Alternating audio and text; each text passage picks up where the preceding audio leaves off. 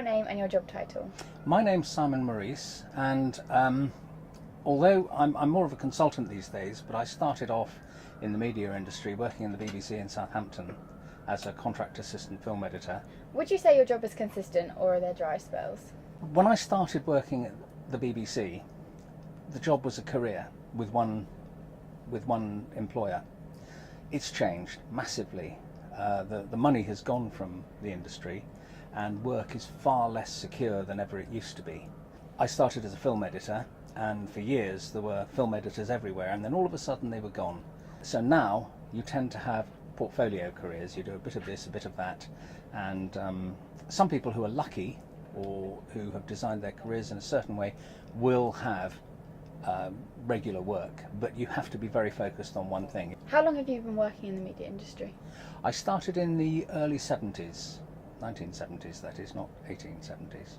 And was it the original plan for you? No, media was not a sort of thing that gentlemen did. I was meant to be a doctor or an engineer first. What experience did you get before going into media? The experience I had was mainly through studying things like a bit of medicine, art, engineering, graphic design, various other things, and I sort of fell slowly into media, as probably I always knew I was going to.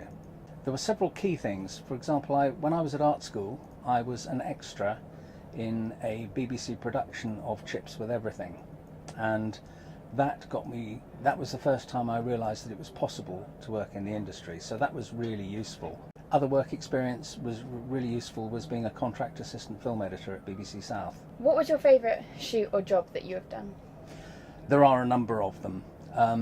I tend not to have favourite things, but ones that I remember was the first time I was invited out from the BBC cutting rooms. There was a series called Angels, which was a precursor to Holby City and Casualty that we now have. Why do you think work experience is important? Film is a craft. Work experience is therefore incredibly important because you need to serve an apprenticeship to learn crafts. It's not an academic subject, not operating a camera, not these sorts of things. You actually need to work under mentors and masters, people who are really good. So work experience is probably the best thing to do. I was so lucky. In the BBC I worked, there were truly giants of broadcasting when I joined the BBC, and I was very fortunate to work under a few of them, which meant I learnt from people who really knew what they were about. They're very bright, very good. I had an unmissable apprenticeship, really.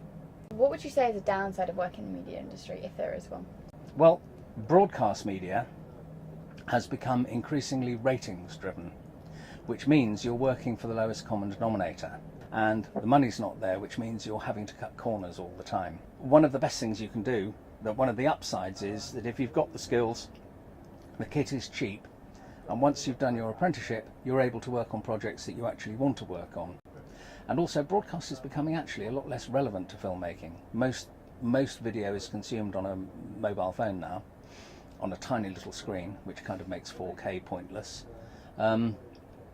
So with a good mix of social media and the platforms that are free, you can actually make a comfortable living if you're good at storytelling. Speaking of social media, how important do you think social media is when creating a portfolio and getting into the media industry? It's vital. It's the most useful thing is that it allows you to show that you can actually do something useful. You have a blog. Yes. How have you found that has helped you build your portfolio and get things out there?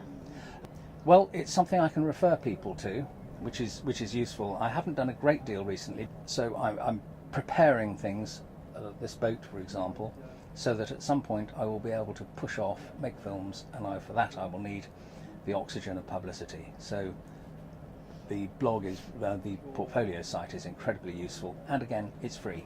So tell me what your plan is for the boat and what you're doing. Well, the boat is really going to be my home. I lived on boats before. When I left television in the late 80s, 89 in fact, I started getting interested in sailing. I worked in broadcast on and off a little bit more, but that kind of petered out for a while as I was doing more racing and sailing and so on, and I just loved being at sea. If there was one piece of advice you could give to an aspiring media student, what would it be? I think there are two things that an aspiring student or a student of media should do if you want a job. First of all is to get a really good understanding of story. Story is a word that is used so often and yet so widely, and people don't really have a very good understanding of what a story actually is. So you need a really strong definition for yourself to work to for what a story is. Secondly, find yourself a mentor. Brilliant. Thank you so much. My pleasure.